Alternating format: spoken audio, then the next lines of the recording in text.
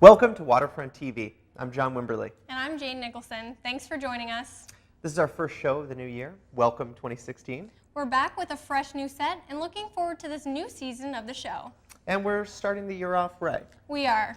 So after a week of controversy over the Academy Award nominations and the internet filled with the hashtag #OscarsSoWhite, here at home we have an African-Canadian show that's making waves and is up for one of Canada's top awards. We have a story on that coming up. And I'm glad that you'll be getting the chance to hear about an entirely unique initiative to open up discussion of mental illness in regions of Africa where now it's all but absent. It's a fascinating project with a local connection. These stories and much more coming up on WTV. To begin, here's Kristen Brown with this week's headlines. Thank you, John. We start tonight's news with a recent study that shows not a lot of students are using campus health clinics to be tested for STIs. Now, a Dalhousie researcher is finding out why. Elizabeth Tassavenuels is the principal investigator for the new study. She says there are many psychological factors that prevent students from getting tested. The shame of having to face a doctor or a nurse and tell them about personal stuff like sexual experiences and so on might be keeping people from getting tested. Tassavenuels says finding out what's preventing students from using the services should help universities make STI testing more student-friendly and increase the number of people who get the tests. Results of the online survey will be available on Dal Health websites by March.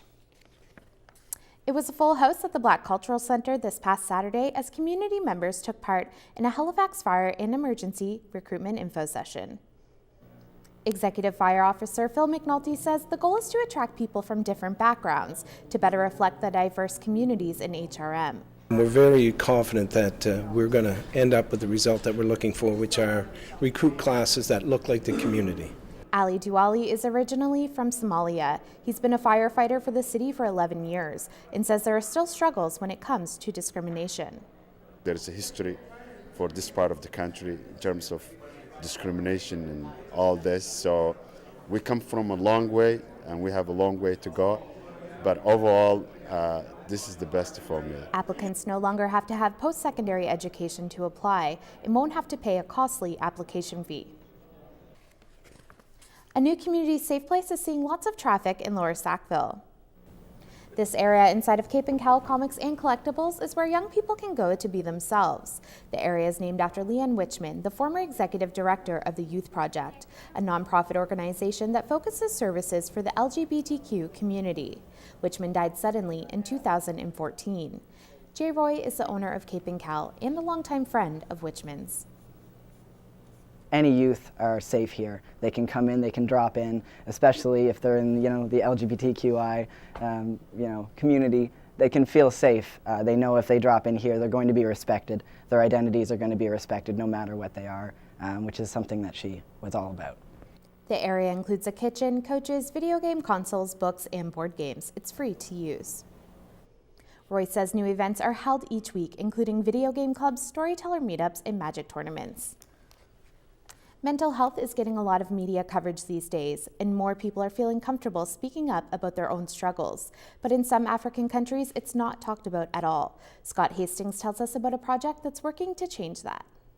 Of stigma around mental health. Mental Health on Air is a 3-part documentary about mental health and illness in the African countries of Tanzania and Malawi.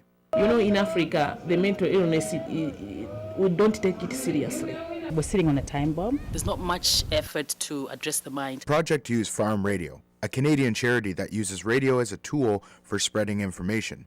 In this case, radio was used to break down stigmas by creating and broadcasting a soap opera radio show. The show was interactive through mobile phones. It was a teen drama dealing with real-life situations. And radio broadcasters and journalists themselves hold the same stigmas that the general population has. So that might be stigmas around that all mentally ill people are violent, stigmas around possession and witchcraft as being causes of mental health issues. Dr. Stan Kuchar is a Dalhousie psychiatry professor who headed the project. He is inspired by the efforts the people of Africa put forward. How they could be so committed to do such difficult and challenging work with almost no resources because they wanted to make a difference. When the project began 3 years ago, there was only one psychiatrist in all of Malawi, and there wasn't even a word for depression in their native language. Over 30,000 young people participated in the radio program through polls, surveys, and general messages.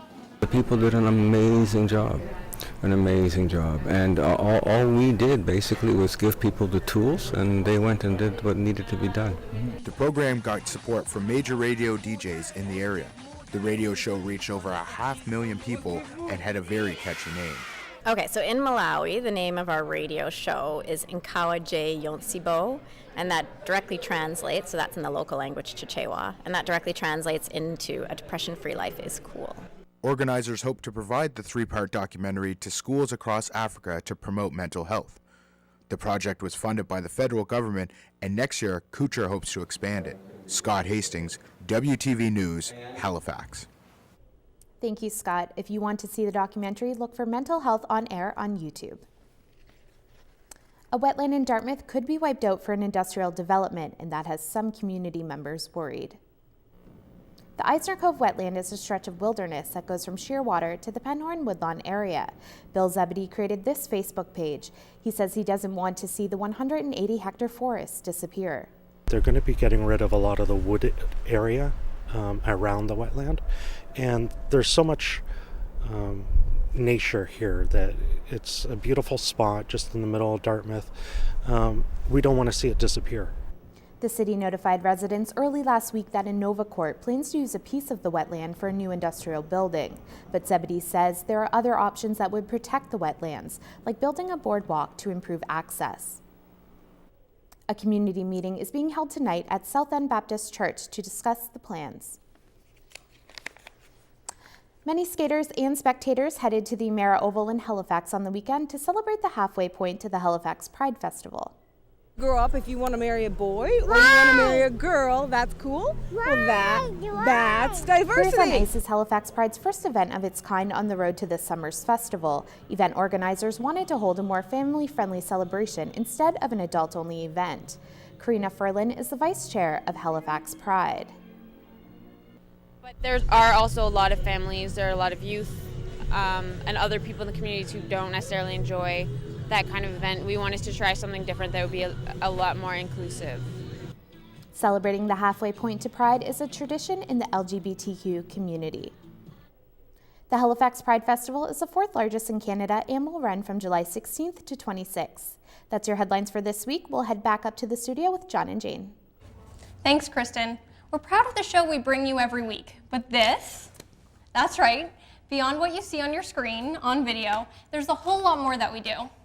If you visit our website, waterfronttv.org, you'll find more news stories every week, along with an archive of past shows, reports, and a lot more.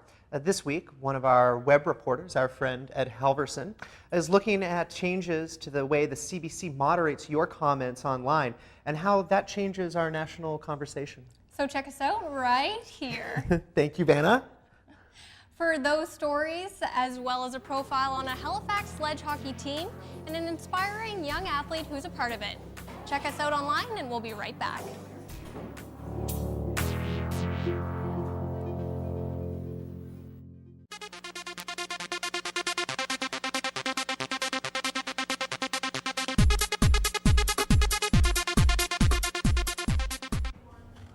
There's been an outpouring of support for Syrian refugees across the country.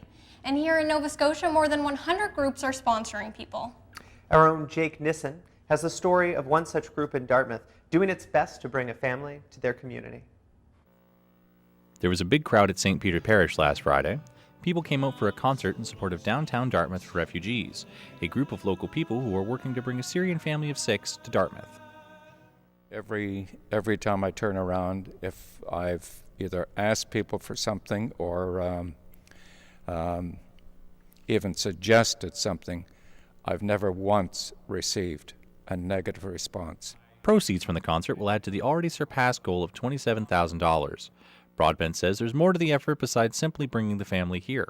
We are responsible for the family for 1 year. That includes accommodations, that includes schooling, medical supplies, clothing, food, you name it.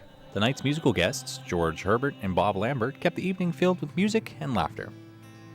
And the organizers are just like blown away by the community support. They're like, it's a full house. There's people in the balcony. It's great. I think they seem to be quite overwhelmed with how many people have come out tonight. It's great. Their group has so far raised more than $40,000, and they are continuing to accept donations at CanadaHelps.org and are hoping to have the family here by the end of June.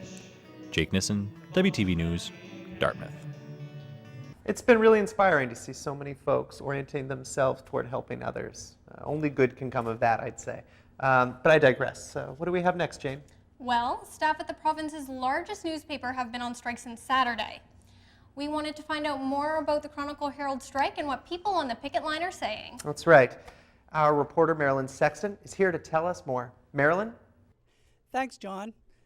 Created in 1874, the Chronicle Herald is Canada's oldest independent newspaper. Only 8 years ago, it was one of the top 100 employers in Canada. Employees on the picket line say they're just trying to protect their good jobs. Leading up to the strike, Herald management said it wanted to reduce wages, increase working hours, change pension benefits, and lay off up to 18 workers to cope with economic challenges in the newspaper industry. Mary Ellen McIntyre is a news reporter at the Herald.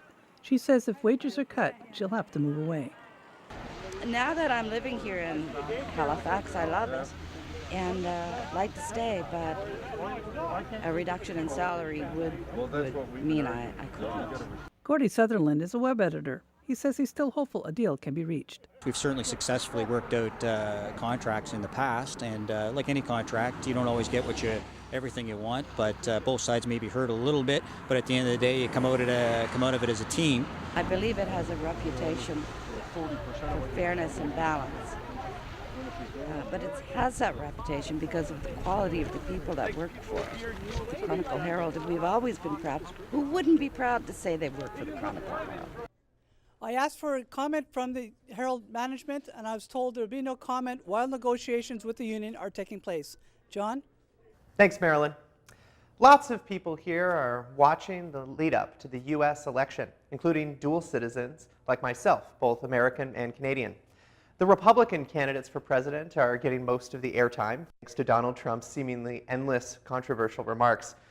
But the race on the Democratic side is finally capturing some attention in the states and around the world, thanks to a challenge to the perceived frontrunner, former Secretary of State Hillary Clinton. Nicole Martell is here to break it down. Nicole? Let's start with former Secretary of State Hillary Clinton. She's the candidate everyone recognizes. She's got lots of political experience. She's a former New York senator and, of course, was First Lady when her husband, Bill Clinton, was president. Clinton's main rival is Bernie Sanders, who calls himself a Democratic socialist. It's a surprise to many that this 74-year-old senator from Vermont is giving Clinton a run for her money. Polls even have him leading Clinton in some states. He's been active in politics for more than 30 years. Both Sanders and Clinton have the experience, so what's the difference between these Democrats when it comes to the big issues? Let's take a look. On health care, Sanders wants to create a universal health care system, just like Canada. He says he'd increase taxes to fund this. But Clinton, on the other hand, would expand Obamacare, which still includes private companies. When it comes to legalizing pot, Sanders is all for this. He says that too many people are in jail for pot offenses, and that's costing taxpayers money. Clinton, however, says she would only loosen the restrictions on pot, and she would get researchers to look into the best uses for the drug. Another big one, money. The money for their campaigns has come from very different places. Sanders gets most of his from unions and individuals, while Clinton's comes from big corporate investors, something she's been widely criticized for. Those are just a few things to watch leading up to the Democratic primaries next month. And if you want to put your money on Clinton or Sanders, Atlantic Lotto is taking bets. Back to you. Thanks, Nicole. We need to take a short break, but you'll want to stick around. Later, I'll tell you about some local high school students I met and their robots. You're watching WTV.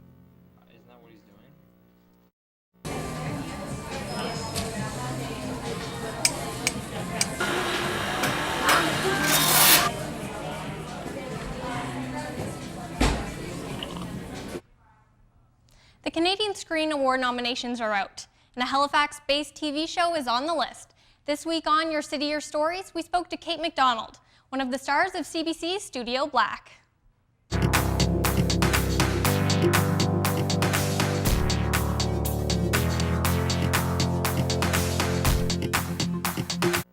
From an early age, Halifax's Kate McDonald has been performing.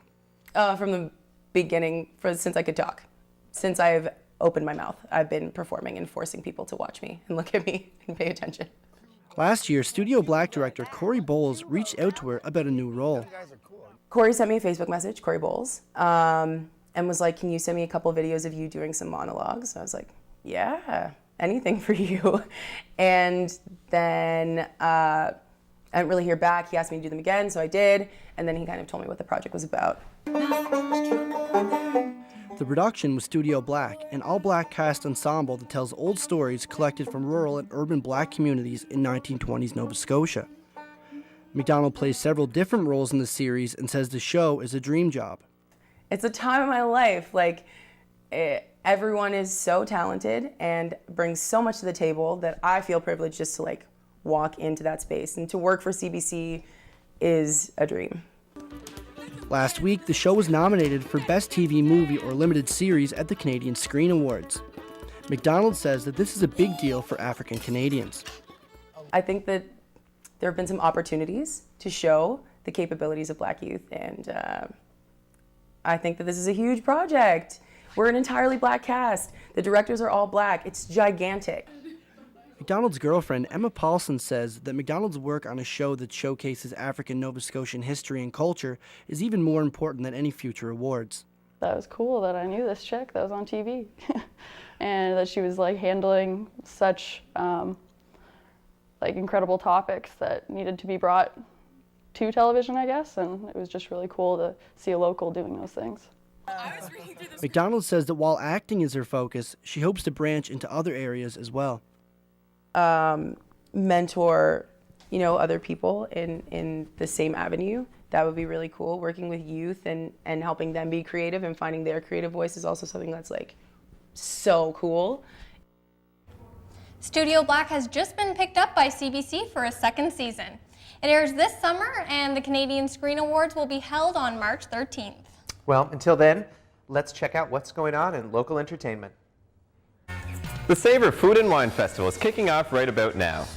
The first of 5 events start tonight at the World Trade and Convention Center. You can sample some of the best food and wine Halifax has to offer. Tickets for these events are available on their website. If you've always wanted to have breakfast with the mayor, you're in luck. The Celtic Corner Pub is hosting one with Mayor Mike Savage on Friday morning. Tickets are $30, and some of the money will be donated to Syrian refugees. The breakfast begins at 7:30. Take a chance on Saturday and head down to the Royal LePage Atlantic office on Bears Road for a Monopoly tournament. Pre-registration is required, and the entry fee is $50. Proceeds go to the Leukemia and Lymphoma Society of Canada. For a chance to see art like you've never seen it before, head down to the Art Gallery of Nova Scotia for Art Party. The event promises to crush boundaries about what you thought art was supposed to be. Prices range from $6 to $11, and it's a 19+ event. The party starts at 8 p.m. on Saturday. That's all for our entertainment news this week. I'm Matthew Moore. Back to you guys. Thanks, Matthew. So we actually grew up in the same area. That's right, just southwest of Halifax, a stone's throw from here. And I went back to our old stomping grounds, my old high school, to visit some remarkable young people. I could say more, but basically, robots. A group of students at Sir John A. Macdonald High School have turned this into this. They're getting ready for RoboFest, a competition at Acadia University on February 13th, where students create robots and program them to complete different tasks. All they're given is a Lego kit, and it's up to them to put the robots together. Lauren Soulsby is one of the students participating in RoboFest. She says the competition gives girls the opportunity to get involved in computer science and engineering. So I think that we just need to kind of break the stigma of physics and engineering being a boys' profession and just show girls how fun it is. This is the first year Sir John A is sending teams to RoboFest. Chris McDonald is a physics teacher and the coach for the robot teams. We have 4 teams going to the RoboFest competition. That's more than any other high school in the province, so it's pretty exciting. We'll be a big group going. One of the tasks their robot has to complete is hitting multiple golf balls from one end of the table into holes at the other end. Students say creating a robot has forced them to be creative. It taught a lot about problem solving and like trial and error, and a lot of that happens all the time while doing this. And you really have to think outside of the box in a lot of ways because you don't have a set guideline. You're given the kit and told, hey, go build a robot that can play golf. So it's quite a bit of work left to do, but that's up to the students. I just open the door and stay here with them. They do all the work. The teams who win at Acadia will head to the big international event in Michigan this May. Robots. Love it. And I'd love to hear more, but that, my friends, is all the time we have for this week. But as we said, there's a lot more fun, local, great stories online. They're just a few clicks away. We've got your Facebooks, we've got your Twitters, we've got your Instagrams, we've got your Snapchats, we've got your Tinders. So definitely swipe right on WTV. Just check us out online at WTV Media. And within the next few weeks, we'll be releasing something we've been working very hard on all year. It's a substantial piece of journalism, and you'll be seeing that soon on our website. Thanks so much for watching. And for engaging with us online, for being such a warm and interesting community for us to work with, telling your stories each week. Until next time, Good night.